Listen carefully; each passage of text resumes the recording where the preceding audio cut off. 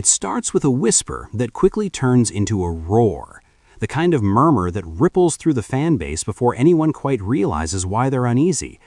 Welcome back to the Blue Jays report, because if you thought the Toronto Blue Jays had finished rearranging the furniture, think again. This story isn't just about a trade, it's about intention, subtext, and a general manager who just told us far more than he meant to. And before we go any further, if you enjoy this kind of deep dive storytelling and it's your first time here, do us a favor and subscribe. We're chasing 1,000 subscribers, and your support genuinely matters. The spark for all of this was the arrival of Jesus Sanchez, a move that initially felt tidy and logical. Outfield depth was thinning, an injury had opened a wound, and the Blue Jays acted decisively. On the surface, it was a clean transaction, a sensible shuffle of pieces. But baseball, like chess, is never really about the move you see, it's about the move it makes possible next. And that's where this story truly begins to breathe.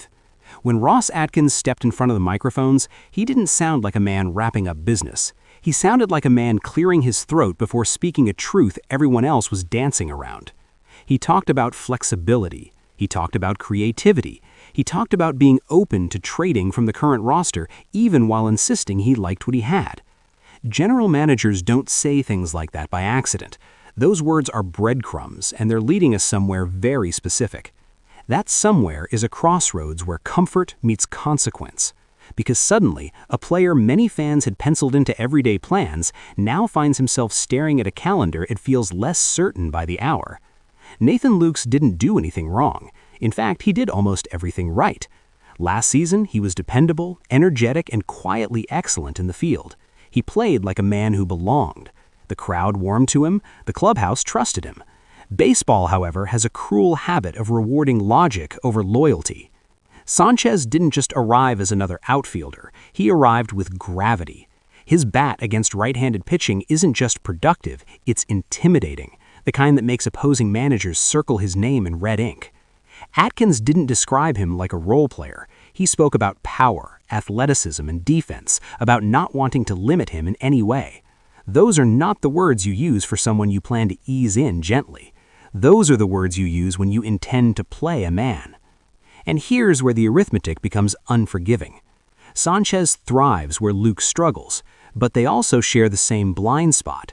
Neither is built to punish left-handed pitching, and baseball lineups are not shareable things. When a southpaw takes the mound, someone else steps forward. When a right-hander appears, Sanchez is suddenly first in line. The margins for Lukes shrink not because he's failed, but because the board has been redrawn. Zoom out for a moment and the picture sharpens further. The outfield isn't an open field of opportunity, it's a crowded room. Roles are spoken for, flexibility exists, but only at the edges. Every roster spot must justify itself not emotionally, but strategically. And when Atkins talks about restructuring, about reshaping both the 26-man and the 40-man, he's acknowledging what the numbers already know. Something doesn't fit.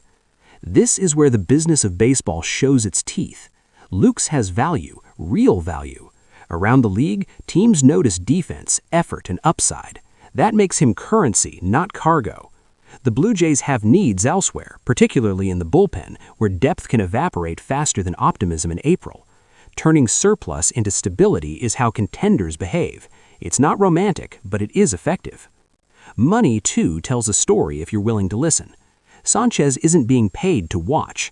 Financial commitment is often the clearest declaration of belief a front office can make. It's not a promise, but it's a direction of travel. When combined with Atkins' comments, the message becomes almost unavoidable. The road forward likely runs through another trade. None of this diminishes what Lukes has been or what he can still become. In many ways, a move might be the kindest outcome. Regular at-bats, a defined role, a chance to grow without glancing over his shoulder. Baseball careers are shaped as much by opportunity as by talent, and opportunity is what's tightening here. As spring unfolds, the tension will linger in every lineup card and every media scrum. Watch who plays. Listen to what's said and what isn't. The next move may not arrive with fireworks, but it will land with meaning.